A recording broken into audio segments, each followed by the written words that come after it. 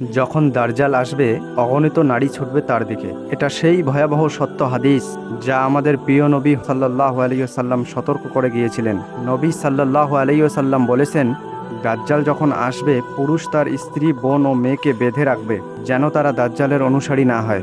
কিভাবে একজন নারী এতটা কুলব্ধ হবে? কারণ দাজ্জাল আসবে চাহিদা আর আবেগের ছদ্মবেশে। যখন দুনিয়া ভরে যাবে দুর্ভিক্ষ, যুদ্ধ আর কান্নায়, তখন সে আনবে খাবার ও পানি এবং নিরাপত্তা আর বলবে, আমি তোমাদের ত্রাণকর্তা।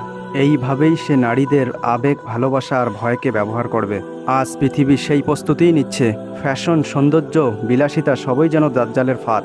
আজ যদি মানুষ এই পৃথিবীর ভুয়া জুলুস ও বিলাসিতায় পথ হারায়, তাহলে কাল দাজ্জালের অলৌকিক ক্ষমতার সামনে কি হবে? নবী সাল্লাল্লাহু আলাইহি ওয়াসাল্লাম বলেছেন, যে সূরা কাহাফের প্রথম 10 আয়াত মুখস্থ রাখবে, আল্লাহ তাকে দাজ্জালের ফিতনা থেকে রক্ষা করবেন। সুবহানাল্লাহ।